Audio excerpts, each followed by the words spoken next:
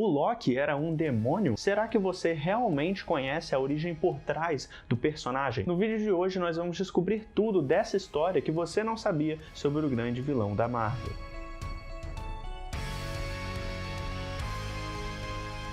Fala, nerds! Eu sou o Lucas e sejam muito bem-vindos ao XP HQ, o programa do Experiência Nerd, onde você vai conhecer tudo sobre os melhores personagens nos incontáveis universos e histórias da nona arte. O Loki da Marvel que conhecemos hoje existe desde a Era de Ouro dos quadrinhos e fez parte de diversas histórias, inclusive sendo a ameaça que foi responsável pela formação dos Vingadores. Mas antes mesmo dessa apresentação nos quadrinhos, tivemos outra aparição do personagem que você não conhecia. Mas antes de eu te contar tudo isso, você só vai receber mais curiosidades sobre os heróis e vilões da Marvel se inscrevendo nesse canal. Então clica agora, não perde tempo e se inscreve com o sininho ativado para receber os novos vídeos. Muito obrigado. Vamos lá. Para entendermos melhor esse lado obscuro do personagem, a gente precisa entender todo o contexto das histórias da época e da própria mitologia nórdica, já que o Thor e o próprio Loki vêm dela, onde o Loki tem uma ligação direta com o Ragnarok, o fim do mundo através da serpente Midgard. E também o Loki, assim como na sua versão dos quadrinhos, ele constantemente muda de lado e acaba também traindo diversos deuses e gigantes. E em paralelo ainda a gente tem o MCU, onde a gente consegue observar bem essa diferença do Loki do primeiro filme do Thor e dos Vingadores e depois ainda mais em Thor Ragnarok, quando o Loki ajuda o seu irmão a lutar contra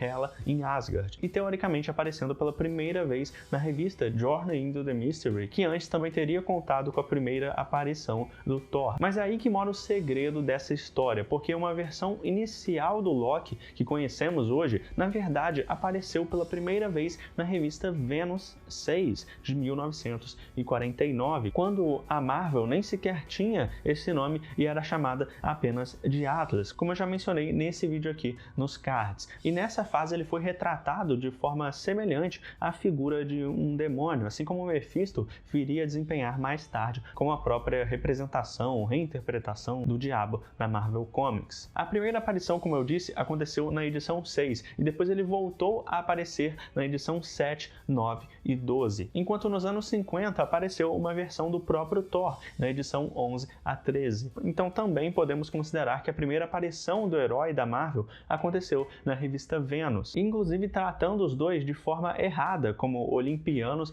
ao invés da consagrada e tão conhecida versão como asgardianos. Nenhuma dessas duas versões foi revisitada pela Marvel, mas até que seria interessante se eles considerassem como uma versão paralela, oficial, mas provavelmente eles não fizeram para evitar aquela confusão na cronologia. É interessante pensar nesse contraponto e ideia de uma figura demoníaca por trás da origem do Loki, mesmo que a gente tenha diferenças entre a versão do Loki na mitologia nórdica e na Marvel, o que sempre permanece constante é que ele é tratado como um trapaceiro. Os detalhes narrativos podem mudar desde pequenas mudanças a grandes mudanças, mas a ideia principal permanece a mesma, entende? Com o trapaceiro tendo o interesse de ir contra aqueles que têm o poder e provavelmente tomando esse poder para si e ao mesmo tempo, em meio a isso, causando o fim do mundo. Então, como a gente pode entender ainda melhor essa comparação com o demônio e esse visual do Loki nessa primeira revista com a sua primeira interpretação? Talvez a resposta esteja em compreender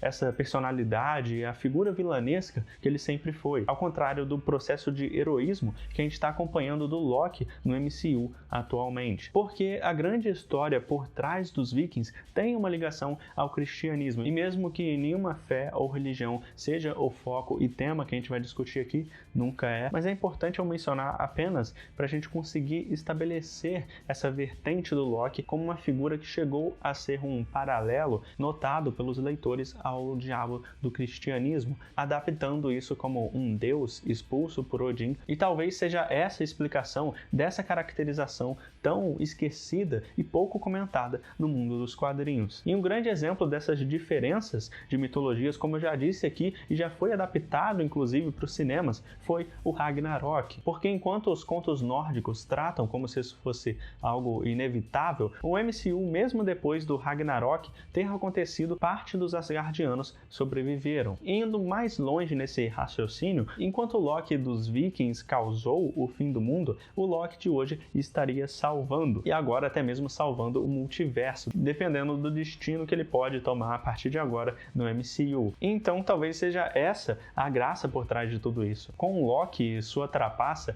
a gente nunca sabe o que esperar. E se curtiu esse novo quadro, não esquece, toda semana tem conteúdo nerd informativo feito para você, e só inscrito com o sininho ativado recebe todos os vídeos. Então clica aqui agora, não perde tempo e não vai embora ainda. Confira esses novos vídeos que estão aparecendo aí na tela e vão complementar muito tudo isso. Muito obrigado por tudo, valeu, falou e até mais.